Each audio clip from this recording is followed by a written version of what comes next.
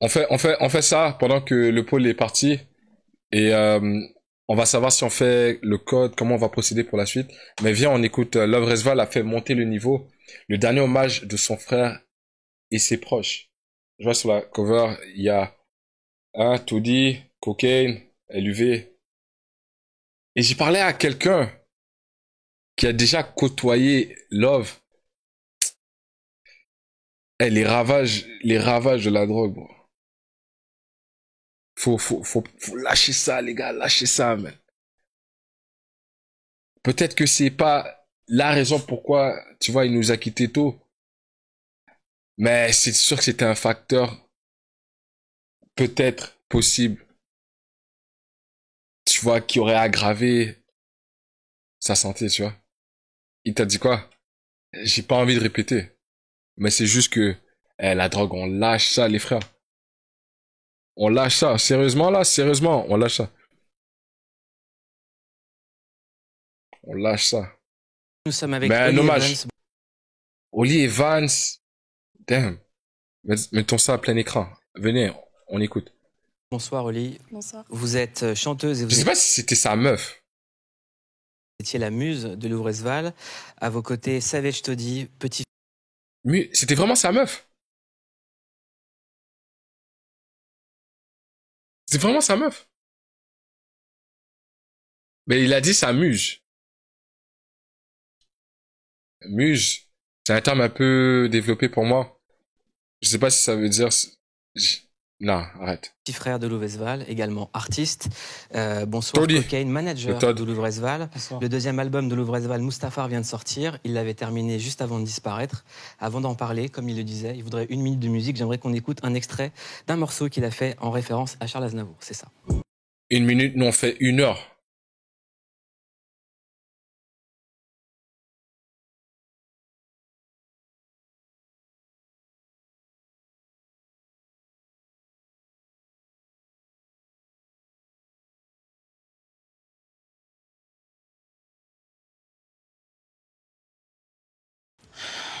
Louvrezval, c'était un artiste différent des autres déjà. Je regarde ses yeux, on dirait il se retient. Damn. Différent des autres par sa personnalité, d'abord, par sa direction artistique aussi, par les thèmes qu'il évoquait dans ses musiques. Et Louvrezval, c'est un artiste au grand cœur, généreux. Et amoureux de son public, amoureux de la musique, et vivait pour la musique. Savage, c'était votre grand frère. J'aimerais juste que vous nous racontiez vos derniers instants avec lui, en fait, tout simplement. Mes derniers instants avec Resval, je le voyais qui discutait avec ma mère, quoi. Comme s'il y avait rien, tu vois. Et voilà, il allait se coucher, c'est la dernière fois que je l'ai vu, je peux même pas t'en dire plus, tu vois. Rien que d'en parler, Aïe, aïe, aïe. ça me rappelle des très mauvais souvenirs. Oh, frérot, force au frérot, man.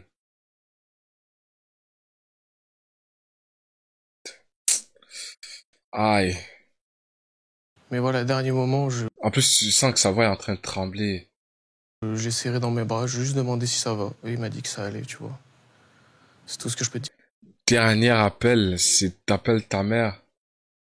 Dernière discussion que t'as avec elle. Et il a dit avant qu'il aille se coucher, c'est-à-dire il s'est couché, il s'est pas relevé. Personne s'attendait à ce qui allait arriver. Comment est-ce que vous avez géré cette nouvelle et comment vous vous êtes dit il va falloir qu'on rende hommage à sa mémoire et que cet album arrive et voit le jour? Bah, si tu veux, c'est triste, mais c'est comme si 1 ou 2 jours avant le décès de Resval, il le savait et il avait fini son projet à ce moment-là, quoi. Genre, il n'y avait pas eu une longue, tu vois, période entre le moment où il a fini le projet et son décès. On parle de peut-être 2 jours. 2 jours. Donc en fait, mon frère, il est mort en donnant tu vois, sa vie à la musique. Et de pas le sortir, pour moi, ça aurait été un plus gros manque de respect encore que de le garder pour nous. C'est toute l'œuvre de sa vie, en fait. C'est un artiste qui avait une vision assez originale dans le rap, qui avait une écriture extrêmement particulière, hyper recherchée, avec des références pointues. qui maîtrisait la langue française comme personne. Moi, c'est un artiste que je connaissais pas, mais qui m'impressionnait. Je voyais en lui une étoile filante. Je me suis dit, ce personnage détonne dans le rap.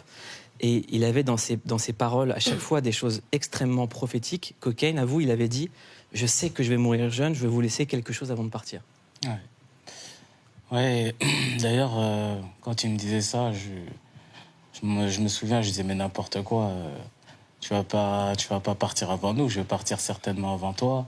T'as la vie devant toi, t'es jeune, toute souris, t'es mannequin. Dans le rap, tu viens d'avoir un disque d'or qui est bientôt platine. T'es sur un deuxième projet qui est fantastique. T'as bossé dessus comme un acharné, tu sors d'une tournée qui était quasiment complète à chaque date. Tu régalais ton public, tu te régales à faire de la musique.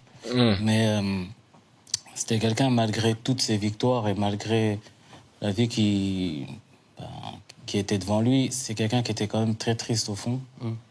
Il était très triste, très réaliste. Il avait un regard très pessimiste sur le monde qui l'entourait et qui nous entoure. Et il a toujours senti, il a toujours eu cet instinct. Et au fond de lui, il s'est dit qu'il n'allait pas rester longtemps. Donc il fallait qu'il fasse le maximum pour laisser une empreinte, une trace de lui et de laisser quelque chose. C'était quel genre de grand frère? C'est le meilleur grand frère que tu peux rêver d'avoir. C'est le meilleur grand frère. Pour moi, ce sera toujours un honneur et une fierté, une immense fierté, que dis-je, une infinie fierté d'avoir eu Resval comme grand frère, comme modèle, comme entraîneur, tu vois, comme défenseur, comme conseiller. Voilà, aimant, vraiment avec le cœur sur la main, généreux, il m'a tout donné. C'était quel genre d'entraînement qui vous prodiguait? C'était quoi les conseils? Resval faisait monter le niveau. Resval, indirectement, fait toujours monter le niveau. Il commence avec un stade de rap et il élève le stade. Et il élève jusqu'à arriver à, si tu veux traîner avec Resval, il va falloir que tu puisses faire la même chose que lui, c'est tout. Et il y a tous les stades. Et lui avait dépassé déjà tous les stades. Allant de l'improvisation, c'est le meilleur freestyler, et je dis ça sans aucune peine, c'est le meilleur freestyler que j'ai jamais vu de ma vie. Et pas parce que c'est mon frère, pas parce que c'est, tu vois. Bah ouais, il a un des freestyles les plus légendaires. Quand il est assis sur son auto, je m'en souviens. Hein? Pignouf. Jamais vu un artiste faire ça. J'ai vu personne qui freestyle mieux que ce mec en impro. Et le rap, à la base, c'est ça déjà, tu vois. J'aimerais également donner la parole à Holly Evans. Oui. Je le rappelle, vous êtes chanteuse. Mais sérieux, Love, tu sentais qu'il avait le truc facile, tu vois, des références un peu, il les cherchait n'importe où. Improvisation, tout. Ce qu'il sentait de... le son que vous m'avez montré, il a fait un son en 5 minutes avec le chat. Je pense que c'était sur Instagram. Ce son-là, Platon. J'ai voulu la plata. Vous êtes sur le plateau et je suis comme Platon. Léonas, Love de Vinci, tu m'appelles Léonard. Ça, c'est un freestyle. Ça, il a fait ça en 15 minutes. On nous a proposé de vous faire venir en tant que muse de Louv Resval. Ça consistait en quoi? C'était quoi votre relation? Sa muse. Notre relation, c'était déjà artistique. Donc, Louv m'a beaucoup appris dans le monde de la musique, mais aussi en tant que personne.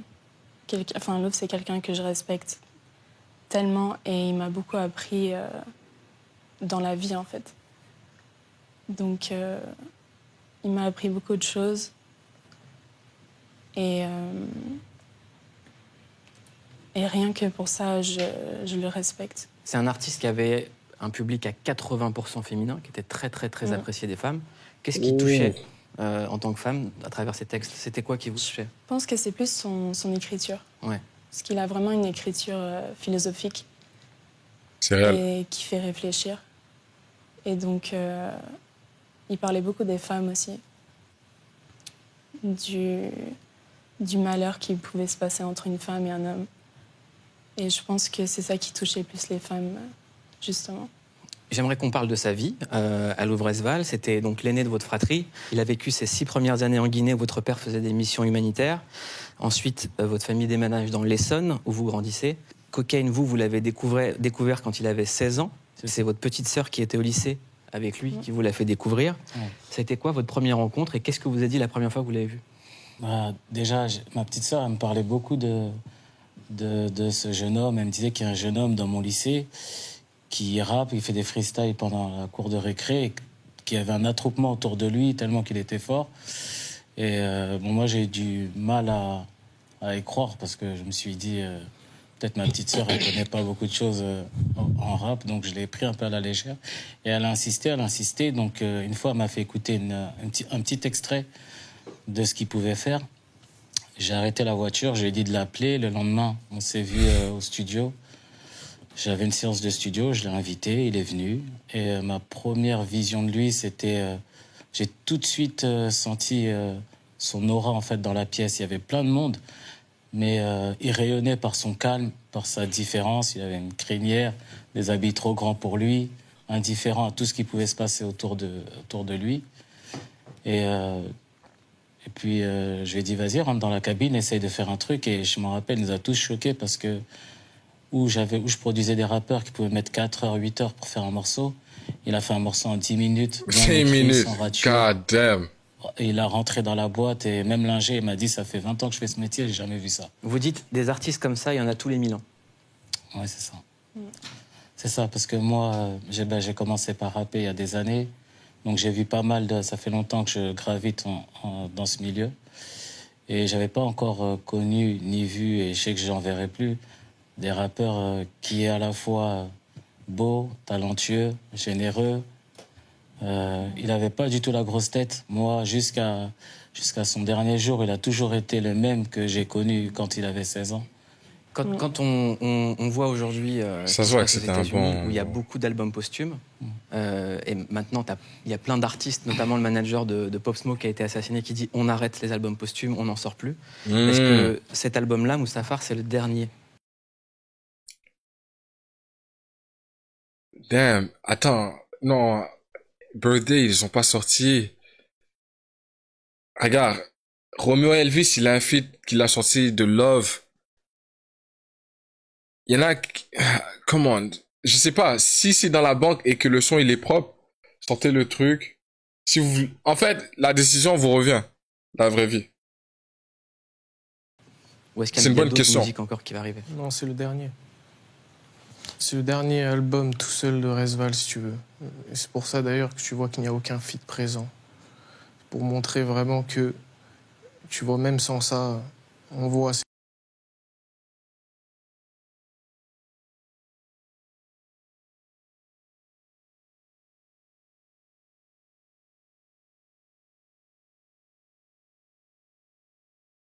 Non, Gazo, il était en ad-lib. C'est vrai qu'il y avait 0 feat. C'est quoi le vrai rap? Les vrais joueurs connaissent le vrai rap, c'est tout. C'est tout ce que j'allais dire. Ouais, c'était les ad-libs seulement. Le vrai rap, c'est les vraies rimes. Le rap, ça veut dire quoi? C'est quoi, là, tu vois? Quand tu déconstruis le mot rap, c'est quoi? C'est rhyme and poésie, non? Ces rappeurs ne riment plus. Ces rappeurs ne riment plus. Resval, il rime encore, lui, tu vois? Il a ramené un truc, clairement, un truc d'antan, d'avant, tu vois? Aujourd'hui, le rap, c'est plus centré sur le flow et sur le côté hit du truc que vraiment sur la profondeur. Hein. Peu de gens remettent ça au goût du jour, tu vois. Peu de gens. Est-ce que toi, tu vas prendre le flambeau? Bien sûr. Oh. Bien sûr, j'ai pas le choix. Tu vois, j'aimerais tant arriver à un stade, tu vois, où je pourrais dire je suis aussi fier que Resval, en fait, tu vois. Parce que ce qu'il a fait, c'est dingue. Ce qu'il a fait, c'est dingue, frère. Moi, j'aimerais revenir sur une chose, c'est le titre posthume. Parce que c'est vrai que j'entends beaucoup dans les médias, et à juste titre, parce que la définition, c'est vrai que de l'album posthume, c'est un album qui sort après le décès d'un artiste. Mais je voulais juste préciser ici que Louvre, il avait fini entièrement son projet, de la composition, la tracklist des morceaux, de la première chanson à la dernière, c'est lui qui avait choisi l'ordre. Il avait validé ses mix en amont. Il avait fait des tournages de clips, il avait fait des clips, il a validé le master, il a validé la DA. Donc, nous, on n'a fait que suivre sa volonté et de le laisser tel qu'il voulait le sortir. Ça veut dire qu'il serait parmi nous. Vraiment. Je sens qu'il y a une différence. Juste Étoile Noire, ok. Produit fini. Où il avait déjà l'idée. Je sais pas si c'était complètement fini. Parce que je sentais des fois, il manquait des trucs. Un certain peaufinage sur certains sons. Mais ça, c'est personnel à mon oreille. Parce que quand j'écoute Étoile Noire et Mustapha, on sent vraiment que c'est deux vibes différents. Je vais pas te mentir. Moi, j'ai senti que Mustapha, il manquait un truc. Vraiment. Il y avait des sons qui étaient bons, mais il manquait vraiment un petit je ne sais quoi. Et le je ne sais quoi, j'ai dit c'était sûrement parce il était parti. Excuse-nous, Dr. Allez. Ok, vas-y, frère. Je sens que je suis pas le seul, donc. L'album est sorti de cette façon. En tout cas, l'album s'appelle Mustafar, il est disponible. Ouais. Mustafar, c'est une référence à la planète où étaient des senior sites, et les senior sites marchent toujours par deux. En tout cas, j'espère que tu prendras la relève. Assurément. Merci. Nous aussi, une main d'applaudissement. REP Love, 696.